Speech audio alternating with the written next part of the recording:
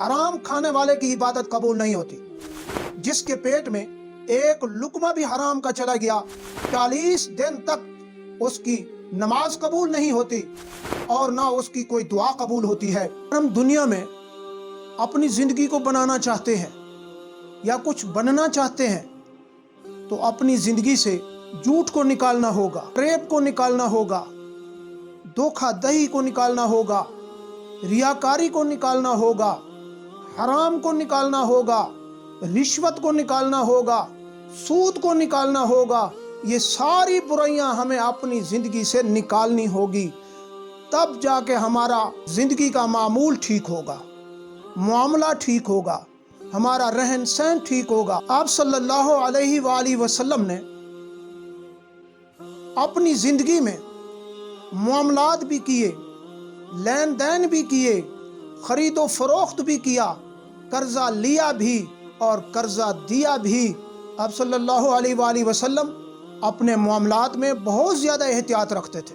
آپ صلی اللہ علیہ وآلہ وسلم نے جن چیزوں سے ہمیں منع کیا ہے وہ چیزیں ہم نے اپنے معاملات میں شامل کر رکھی ہے۔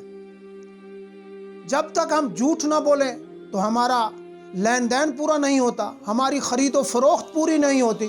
جب تک ہم کسی کو دھوکہ نہ دیں یا کسی کے ساتھ ریاکاری نہ کریں، کسی کے ساتھ بددیانتی کریں، تو یہ سارے معاملات ایسے ہیں جو آپ صلی اللہ علیہ وآلہ وسلم نے ارشاد فرمایا ہے کہ ان کو اپنی زندگی سے نکال دو، آپ کی زندگی بن جائے گی۔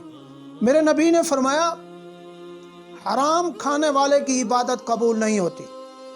جس کے پیٹ میں ایک لقمہ بھی حرام کا چلا گیا 40 دن تک اس کی نماز قبول نہیں ہوتی اور نہ اس کی کوئی دعا قبول ہوتی ہے۔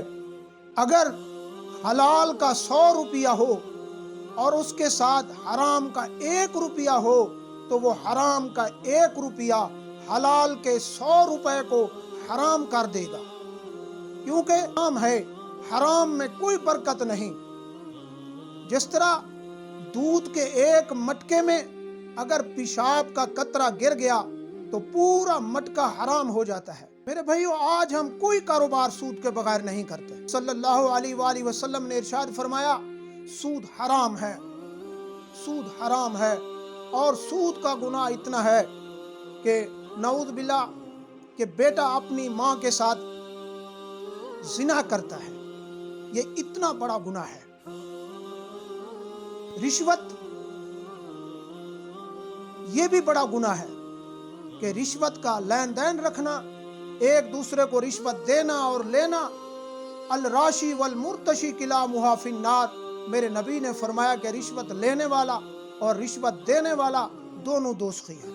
ریاکار دھوکہ دینے والا عبادت میں اللہ کو دھوکہ دیتا ہے، کاروبار میں اللہ کی مخلوق کو دھوکہ دیتا ہے، اگر دکاندار ہے تو گاہک کو دھوکہ دیتا ہے، اگر تاجر ہے تو اپنے گاہکوں کو دھوکہ دیتے ہیں، لین دین میں لوگوں کا حق مارتے ہیں۔ جبکہ اسلام ایک مکمل مذہب ہے، ایک جامع مذہب ہے۔ اسلام نے ایک چونٹی کا حق بھی بتایا ہے۔ میرے نبی فرماتے ہیں کہ اللہ نے ایک چونٹی کا حق بھی بتایا ہے، اگر چونٹی راستے میں جا رہی ہے تو اس کے آگے سے گزرنا یا اس کو پاؤں کے نیچے دینا یہ بہت بڑا گناہ ہے۔ اس کے بارے میں اللہ تعالیٰ قیامت کے دن پوچھے گا۔ حضرت سلیمان علیہ السلام جب اپنے لشکر کے ساتھ جا رہے تھے، ایک سڑک کو عبور کرنا چاہتے تھے، تو اس کے آگے چونٹیوں کا بیل تھا، تو اللہ پاک نے حضرت سلیمان علیہ السلام کو حکم دیا کہ پیغمبر ہونے کے ناطے آپ رک جائیں، اور آگے میری مخلوق ہے، جب تک یہ چھوٹی میری مخلوق اپنے بلو میں نہ چلی جائے اس وقت تک آپ نے آگے قدم بھی نہیں اٹھانا۔ ایک چونٹی کی دعا کو بھی اللہ سنتا ہے۔ ایک چونٹی اللہ سے دعا کرتی ہے، اے میرے اللہ بارش برسا، ہم بھی پیاسی ہیں، تیری مخلوق بھی پیاسی ہے۔ حضرت سلیمان علیہ السلام بھی اپنے लश्कर के साथ दुआ मांगने के लिए बाहर निकले तो देखा एक चींटी अपने पर फैलाए हुए अल्लाह के आगे दुआएं मांग रही है। अल्लाह पाक ने फरमाया, ऐ सुलेमान, अल्लाह पाक ने सुलेमान को हजरत सुलेमान अलैहिस्सलाम को एक मुअज्जा दिया था, वो चींटियों की आवाज को भी सुनते थे। अल्लाह पाक ने इरशाद फरमाया, ऐ मेरे पैगंबर हजरत सुलेमान अलैहिस्सलाम, तुमने देखा है ये चींटी क्या कह रही है? हजरत सुलेमान अलैहिस्सलाम ने फरमाया, ऐ मेरे परवरदिगार, ऐ मेरे मालिक, ये बारिश के लिए दुआ मांग रही है, ये बारिश मांग रही है कि या अल्लाह हम भी प्यासी हैं और तेरी मखलूक भी प्यासी है। मेरे रब ने फरमाया, हजरत सुलेमान अलैहिस्सलाम, तू मेरा पैगंबर ज़रूर है, मेरा नबी ज़रूर है, लेकिन आज मैं अपनी छोटी मखलूक की दुआ सुन चुका हूँ। आज तुझे दुआ मांगने की ज़रूरत नहीं, आज मैं बारिश दूंगा तो इस अपनी छोटी मखलूक चींटी की दुआ की वजह से बारिश दूंगा। अब सल्लल्लाहु अलैहि वसल्लम ने इरशाद फरमाया, रियाकारी का अंजाम क़यामत के दिन 3 शख्स को अल्लाह ताला बुलाएगा। 3 शख्स ऐसे आएंगे अल्लाह के दरबार में, एक आलिम होगा, एक सखी होगा, एक मुजाहिद होगा। अल्लाह ताला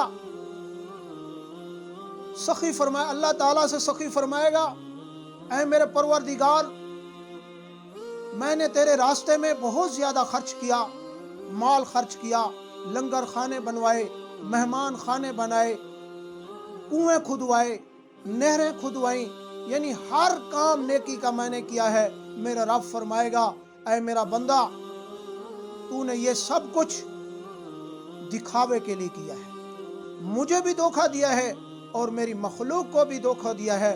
तू ये अपनी शोहरत चाहता था, अपनी मशहूरी चाहता था कि लोग मुझे सखी कहें। जा, मेरे पास तेरे लिए कोई अजर नहीं। जिनके लिए तू शोहरत चाहता था, जिनके लिए तू लंगर खाने खुदवाता था, तो मेरी रजा के लिए तूने तो कोई काम नहीं किया, तूने अपनी वाह के लिए किया, तो अपना सवाब भी उन्हीं से जाकर ले। उसके बाद मुजाहिद आएगा, मुजाहिद फरमाएगा, या अल्लाह, मैं तेरे रास्ते में जिहाद करता रहा, लड़ता रहा। मेरा रब फरमाएगा, तू लोगों के सामने अपनी जुर्रत के मुज़ाहरे करता था, लोग तुझे बहादुर कहें, दलेर कहें, तेरी बहादुरी के गीत गाएं, लेकिन तेरी बहादुरी, तेरे ये मेरे रास्ते में जिंदगी खर्च करना, जिहाद करना, लड़ना, तो लोगों को दिखावे के लिए काम करता था, रियाकारी का काम करता था। लिहाजा मेरे पास तेरे लिए भी कोई अजर नहीं है। तो अल्लाह पाक फरिश्तों को हुक्म देगा कि सखी को भी और मुजाहिद को भी उनके बालों की चोटियों से पकड़कर जहन्नम में डाल दो। उसके बाद एक आलिम आएगा जो तकरीरें करता था, बड़े बड़े अलकाब उसको मिलते थे, लेकिन दिल के अंदर अल्लाह की रजा नहीं थी, अल्लाह की मोहब्बत नहीं थी। वो दिल के अंदर लोगों के नारे सुनना चाहता था, बड़े बड़े अलकाब का इंतजार करता था। अल्लाह पाक फरमाएगा, ऐ आलिम, तूने तो लोगों को खुश किया, अगर तू मुझे खुश कर देता तो मैं तुझे अजर देता, तो तूने लोगों को खुश किया, अब तेरा अजर लोगों के पास है, मेरे पास तेरा कोई अजर नहीं है। अल्लाह पाक फरिश्तों को हुक्म देगा कि ऐसे आलम को भी उसके बालों की चोटी से पकड़कर जहन्नम में डाल दो। ये मेरे भाइयों, ये जिंदगी के ऐसे मामलात हैं, अगर हम इनको आप सल्लल्लाहु अलैहि वसल्लम के हुक्म के मुताबिक अपनी जिंदगी में ले आए, झूठ छोड़ दें, फरेब छोड़ दें, किसी को धोखा छोड़ दें, धोखा देना छोड़ दें, रिश्वत लेना छोड़ दें, तो इनके बगैर भी हमारा कारोबार चल सकता है, दयानतदारी से चल सकता है, ईमानदारी से चल सकता है। अगर इंसान के पास कोई कीमती चीज है, वो उसका ईमान है, वो उसका ईमान है जो उसको हर मामलात में मदद देता है, हर गुनाह से बचाता है, झूठ से बचाता है, फरेब से बचाता है, धोखाधड़ी से बचाता है, और जिंदगी के हर मामलात में, लेन देन में अगर वो ईमानदारी को इस्तेमाल करता है तो अल्लाह ताला उसकी मदद करता है, उसको इन तमाम बुराइयों से पाक कर देता है, उसकी जिंदगी को पाक कर देता है। اس کی زندگی سے یہ ساری برائیاں نکال دیتا ہے۔ میرے بھائیوں، اللہ تعالی ہمیں ریاکاری سے بچائے، رشوت کے لین دین سے بچائے، حرام سے بچائے، جھوٹ سے بچائے۔ یہ ایسی برائیاں ہیں جن سے ہمارے معاملات خراب ہوتے ہیں، ہمارے کاروبار خراب ہوتے ہیں، ہماری زندگی پر ان برائیوں کا بہت زیادہ برا اثر پڑتا ہے۔ تو ہمیں چاہیے کہ ہم ان ساری برائیوں کو چھوڑ کر ایسے زندگی کے اندر ایسے معاملات پیدا کریں جس کے اندر اللہ اور اس کے رسول کی خوشنودی ہو۔